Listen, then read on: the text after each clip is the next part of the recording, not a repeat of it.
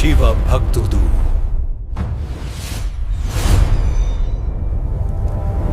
ఈ వీడియోలో మీరు తెలుసుకునే ముఖ్యాంశాలు: కైలాసానికి పయనమైన కార్తికేయుడు, కుమారుని పట్టుకుని విలపించిన కృత్తికలకు కార్తికేయుడు ఇచ్చిన వరం, కైలాస ప్రవేశం, శివపార్వతుల ఆనందం, దేవతల సేనాధిపతిగా కుమారస్వామికి మహాపట్టాభిషేకం, దేవతలు పార్వతీదేవి అష్టశస్త్రాలు ఇచ్చుట, తారకాసుడిపై యుద్ధానికి సమరశంఖం పూరించుట, భక్తిని వీరత్వాన్ని కలిగించే అద్భుత ఘట్టాన్ని మిస్ కాకుండా చూడండి. అలాగే ఆ ఛానల్కు సభ్యత్వం పొందండి, లైక్ చేయడం మర్చిపోవద్దు. వాగర్థాపివ సంపృక్తౌ వాగర్థ ప్రతిపత్తయే జగతః పితరౌ వందే పార్వతీ పరమేశ్వరౌ. పరమేశ్వర స్వరూపమైన శ్రీ శివమహాపురాణ పఠనమునకు నమస్కారము. ఇక ఈ వీడియోలో కార్తికేయుడు కృత్తికల దుఃఖాన్ని తొలగించుట అనే ఘట్టం గురించి తెలుసుకుందాం. బ్రహ్మదేవుడు నారదునితో ఈ విధంగా చెబుతున్నాడట: ఓ నారద, ఇంతలో పార్వతీదేవి ఉత్తమమైన అద్భుతమైనది, నిత్య శోభగలది, విశ్వకర్మ చేత నిర్మించబడిన 100 చక్రములు గల మిక్కిలి విస్తీర్ణమైన మనోవేగంతో పనిచేయునట్టి మనోహరమైన శ్రేష్ఠ గణముల చేత చుట్టబడి ఉన్న రథముని కార్తికేయుని వద్దకు పంపినది. అనంతుడు, గొప్ప జ్ఞాని, పరమేశ్వర తేజస్సు నుండి ఉద్భవించిన కార్తికేయుడు కూడా తల్లులను వదిలి వెళ్ళాలనుకునేసరికి దుఃఖంతో నిండిన హృదయంతో రథమును ఎక్కాడు. అదే సమయానికి దుఃఖపీడితుడైన కృత్తికులు ఉన్నత స్త్రీలలాగా జుట్టు విరబోసుకొని అక్కడికి వచ్చి ఈ విధంగా అంటున్నారు: ఓ దయా సముద్ర, నువ్వు నిర్దయుడిపై మమ్మల్ని విడిచిపెట్టి వెళ్ళిపోవడం ధర్మము కాదు. నిన్ను ప్రేమతో పెంచాము కదా, కనుక నువ్వు మా కుమారుడివే. మేము ఏమి చెయ్యాలి, ఎక్కడికి వెళ్ళాలి అని ఈ విధంగా పలికి ఆ కృత్తికులంతా కార్తికేయుని గుండెలకు హత్తుకొని కుమారుని వియోగమునకు కలిగే దుఃఖమును సహించలేక వెంటనే మూర్ఛపోయారట. ఓ నారద, కుమారుడు ఆ తల్లులకు ఆధ్యాత్మ వచనను బోధించాడు. వారిని కూడా తీసుకుని శివగణములతో పాటు రథమును ఎక్కాడు. కుమారుడు శివగణములతో పాటు అనేక సుఖప్రదములైన మంగళములను చూస్తూ వింటూ తండ్రి యొక్క మందిరానికి వెళ్ళాడు. కుమారుడు మనోవేగంతో సమానంగా పయనించగల రథముపై నందీశ్వరుడితో కలిసి అక్షయవేట వట వృక్షముల యందున్న కైలాసమునకు చేరుకున్నాడు. అనేక లీలను ప్రదర్శించడంలో సమర్థుడైన ఆ శివపుత్రుడైన కుమారుడు కృత్తికలతోనూ శివగణములతోనూ కలిసి ఆనందంగా అక్కడ ఉన్నాడు. అప్పుడు దేవతాగణములు, ఋషులు, సిద్ధులు, చారుణులు అందరూ విష్ణువుతో, బ్రహ్మతో అనగా నాతో కలిసి కుమారుడి రాకను శివుడికి తెలియజేశారు. అప్పుడు మిక్కిలి హర్షముతో కూడిన శివుడు విష్ణువు, నాతో, దేవతలతో, ఋషులతో మరియు ఇతరులతో కలిసి కుమారుని చూసి వెళ్ళాడు. అనేక శంఖములు, భేరీలు, తుర్యములు వివిధ రీతులతో రోగించబడినాయి. ఆనందంతో నిండిన మనస్సుగా దేవతలంతా గొప్ప ఉత్సవం చేశారు. అదే సమయంలో వీరభద్రుడు మొదలైన గణములు అన్నీ ఆడుతూ పాడుతూ అనేక తాళములు వాయిస్తూ శివుని వెనకనే నడిచారు. సంతోషించిన మనస్సు గలవారు, ఇతరుల చేత స్తుతింపబడవారైన శివగణములు జయశబ్దములు, నమశివాయ అనుశబ్దమును పలుకుతూ శివుడిని కీర్తిస్తూ శివగణములను కీర్తిస్తూ స్తుతించారు.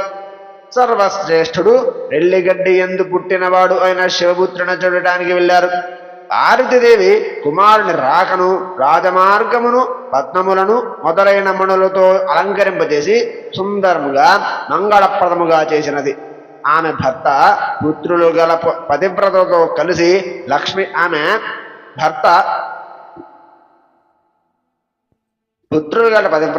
కలిసి లక్ష్మీ మొదలైన 30 మంది దేవి మూర్తులను ఎదురుగా నడిపించుకుని వచ్చినది. శివుని ఆజ్ఞ చేత రంభ మొదలైన అప్సరసులు దివ్య వేషములను ధరించి నవ్వుతూ పాడుతూ నాట్యం చేస్తున్నారు. శంకరునితో పోల్చదగిన గంగాపుత్రుడైన కుమారుని చూసిన వారంతా 3 లోకములో వ్యాపిస్తున్న గొప్ప తేజస్సును చూశారు. అటువంటి తేజస్సుతో చుట్టబడి ఉన్నవాడు బాలుడు పుట్టము పెట్టిన బంగారము వంటి కాంతితో సమానంగా ప్రకాశిస్తున్నాడు. సూర్యునితో సమానమైన వర్చస్సు గలవాడై కుమారుడుకు అందరూ వెంటనే నమస్కరించారు. వారు అతని ఎడమవైపు కుడివైపు చేరి శిరస్సులు వంచి నమస్కరిస్తూ నమశబ్దమును పలుకుతూ నిలబడి ఆనందించారు. నేను, విష్ణువు, ఇంద్రుడు, సమస్త దేవతలు కుమారుని చుట్టుముట్టి భూమిపై దండము వలె సాష్టాంగ ప్రణామం కూడా చేశాము. ఓ నారద, ఇంతలో శివుడు మహదానందముగా ఉన్న పార్వతితో కలిసి మహోత్సవ పురస్కారంగా వచ్చి ఆనందంతో కుమారుడిని చూశాడు. ప్రపంచమునకు ఏకైక బంధువు, ప్రేమ స్వరూపు, పాములే అలంకారములుగా గలవాడు పరమాత్మ అయిన శివుడు పరాభట్టారిక అయిన పరమేశ్వరుతో కలిసి పుత్రుడిని చూసి చాలా ఆనందించాడు. అప్పుడు శక్తిని ధరించి ఉన్న స్కందుడు ఆ పార్వతీ పరమేశ్వరుని చూసి రథము నుండి వెంటనే కిందకు దిగి శిరస్సు వంచి నమస్కరించాడు. మంగళకరుడు, పరమేశ్వరుడు, స్నేహరూపుడు అయిన శివుడు ప్రసన్నుడై ప్రేమతో కుమారుని కౌగిలించుకొని శిరస్సుపై ముద్దు పెట్టుకున్నాడు. పార్వతీదేవి కూడా మిక్కిలి తొందరగా గుహని కౌగిలించుకొని ప్రేమతో నిండిన హృదయం గలదై ఆనందించినది. ఓ నారద, అప్పుడు దేవతలు భార్యలతో కలిసి ఆనందముతో నీరాజమును ఇచ్చారు. ఆకాశము జయఘోషుతో నిండిపోయినది. ఋషులు వేదధ్వనులతో, గాయకులు గానం చేస్తూ అనేకులు వాద్యములతో కుమారుడి దగ్గరకు వచ్చారు. భవానీపతి అయిన మహేశ్వరుడు దివ్యమైన కాంతులతో విరాజులుతున్న కుమారుని తన తొడపై కూర్చోబెట్టుకున్నాడు. కుమారుడు కూర్చోవడం వలన సాక్షాత్తు శివుడు శోభను పొందడమే గాక పుత్రుడు గల వారిలో శ్రేష్ఠుడయ్యాడు. మహాసుఖమును కూడా పొందిన కుమారుడు శివుడి ఆజ్ఞ చేత మహోత్సవంతులైన తన గణములతో మరియు దేవతలతో కలిసి శివుడి మందిరానికి వచ్చేశారు. దేవతోత్తములు చుట్టుముట్టి ఉండగా, ఋషులు నమస్కరిస్తూ ఉండగా ఒక్క చోట ఉన్న ఆ ఇద్దరు దంపతులు అప్పుడు ఎంతో ప్రకాశించారు. నారద, కుమారుడు శివుడి మెడలో ఆనందంగా కూర్చున్నాడు. శివుడి మెడలో ఉన్న వాసుకిని చేతులతో ఆడిస్తున్నాడు ఆ బాలుడు. ఓ నారద, దయానిధి అయిన శంభుడు దయాదృష్టితో ఆ బాలుడిని చూసి నవ్వి గిరిజతో ఆ విషయం చెప్పాడు. శివుడు లీల చేత ఆ ఆకారమును ధరించాడు. అప్పుడు పార్వతీ సమేతుడు ప్రపంచమునకు ఏకైక బంధువు, సర్వవ్యాపి, మూడు లోకములకు ఏకైక ప్రభువైన మహేశ్వర భగవానుడు మహదానందమును పొంది చిరుడమును వెదజిల్లాడు. నారద, ఓ నారద, ప్రేమతో కంఠం బొంగురు పోవడంతో ఏమీ మాట్లాడలేకపోయాడు శివుడు. అప్పుడు జగన్నాథుడైన శంభుడు లోకాచారును అనుసరించి ఆనందంతో కార్తీకన సుందరమైన రత్న సింహాసనముపై కూర్చోబెట్టాడు. సమస్త తీర్థములు, జలములు, రత్నములతో పొదిగిన ఘటములతో ఉన్నాయి. వేదమంత్రములతో పవిత్రమైన ఆ జలముతో శివుడు ఆనందంగా కుమారుడికి అభిషేకం చేశాడు. మిక్కిలి శ్రేష్టమైన రత్నములతో అలంకరింపబడిన కిరీటములతో, అగదములతో వైజయంతిమాలను, చక్రమును విష్ణువు కుమారుడికి ఇచ్చాడు. శివుడు త్రిశూలమును ఇచ్చాడు. పినాకమనే ధనస్సును, పరశువును, శక్తిని, పాశుపత సంహాస్త్రమును, పరమ విద్యను కుమారుడికి ప్రసాదించాడు పరమేశ్వరుడు. నేను అనగా అమ్మగారు యజ్ఞసూత్రమును, వేదములను, వేదమాతను, కమండలమును, బ్రహ్మాస్త్రమును, శత్రు సంహార విద్యను అనుగ్రహించాను. ఇంద్రుడు ఐరావతమును, వజ్రాయుధాన్ని ఇచ్చాడు. వరుణుడు తెల్లని గొడుగును, రత్నమాలను బహుకరించాడు. సూర్యుడు మనోవేగంతో పరిగెత్తే రథమును, గొప్ప శక్తి గల కవచమును ఇచ్చారు. యముడు యమదండమును, చంద్రుడు అమృత కలశమును ఇచ్చాడు. అగ్ని తన కుమారుడుకు ప్రేమతో మహాశక్తిని ప్రసాదించాడు. నిరుతి తన శస్త్రమును, వాయువు వాయువ్యాస్త్రమును ఇచ్చాడు. కుబేరుడు గదను ఇచ్చాడు. ఈశుడు శూలాన్ని ఇచ్చాడు.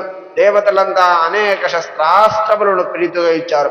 తరువాత మన్మధుడు కామాస్త్రాన్ని, గదను, తన విద్యను పరమానందంగా ఇచ్చాడు. క్షీర సముద్రుడు అమూల్యమైన రత్నములను, గొప్ప రత్నానుపురమును, హిమవంతుడు దివ్యమైన అలంకారములను, వస్త్రములను, గరుత్మంతుడు చిత్రవర్షుడు అనే పేరు గల తన కుమారుని కూడా ఇచ్చేశాడు. పాదములే ఆయుధములుగా కలిగిన బలశాలి అయిన తామ్రచూడు అను పేరు గలవాడని అరుణుడు ఇచ్చాడు. మహదానందంతో నవ్వుతున్న పార్వతి పరమేశ్వర్యాన్ని, చిరంజీవత్వాన్ని ప్రేమతో ఇష్టపూర్వకంగా ఇచ్చినది. లక్ష్మి దివ్యమైన సంపదను, రమణీయమైన గొప్ప హారమును, సావిత్రి సంపూర్ణమైన సిద్ధి విద్యను ఆనందంగా ఇచ్చింది. ఓ నారద, అక్కడకు వచ్చిన ఇతర దేవీమూర్తులు అతడు శిశువుగా ఉండగా పాలిచ్చి పెంచిన కుత్తికలు తమకు ప్రియమైన వస్తువులను అతనికి ఇచ్చారు. నారద, అక్కడ గొప్ప ఉత్సవమే జరిగినది. అందరూ ప్రసన్నులు అయినారు. పార్వతీ పరమేశ్వరుడు విశేషంగా సంతోషించారు. ఆ సమయంలో ప్రతాపశాలి తేజస్శాలి అయిన రుద్రుడు ఆనందంతో నవ్వి బ్రహ్మ మొదలైన దేవతలతో ఈ విధంగా అంటున్నాడు. ఓ హరి, బ్రహ్మ, దేవతలారా, మీరంతా నా మాట వినండి. నేను అన్ని విధాలుగా ప్రసన్నుడునైనాను. మీకు ఇచ్చిన వరాలను మీకు నచ్చిన వరాలను కోరుకోండి అని అన్నాడు. నారద, విష్ణువు మొదలైన దేవతలంతా ఆ శంభుని వచనాన్ని విని ప్రసన్నమైన ముఖము గలవారే ప్రభువైన పశుపతి నాథునితో ఈ విధంగా అన్నారు. నాతో కలిసి అందరూ ఈ విధంగా అంటున్నారు. నారద, ఓ ప్రభు, ఈ కుమారుని చేతిలో తారుడు సంహరించబడతాడు. ఈ ఉత్తమ చరిత్రము అందుకొరకే జరిగినది కదా. కావున తారుడు సంహరించడానికి ఈ రోజే బయలుదేరుతాము. కుమారునికి అనుమతి ఇవ్వు. అతడు తారకును సంహరించి నాకు సుఖమును కలగజేస్తాడు అని అన్నారు.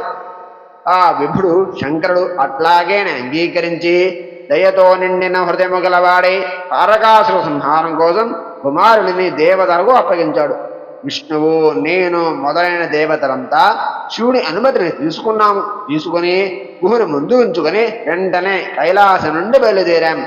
శివుని శాసనముతో విశ్వకర్మ కైలాసము నుండి బయటకు వచ్చి ఆ పర్వతముకు దగ్గరలో సుందరమైన అద్భుతమైన నగరమును నిర్మించాడు.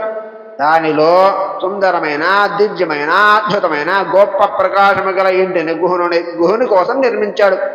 విశ్వకర్మ ఆ ఇంటిలో గొప్ప సింహాసనము కూడా నిర్మించాడు. అప్పుడు బుద్ధిశాలైన హరి దేవతల చేత సర్వతీర్థముల జలముతో కార్తికేయునికి భక్తి మంగళాభిషేకం చేయించాడు. కార్తికుని అన్ని విధాలుగా అలంకరించి ప్రత్యేకముగా సంపాదించిన వస్త్రమును ధరింపజేసి ఆనందంతో ఉత్సవమును యథావిధిగా చేయించాడు.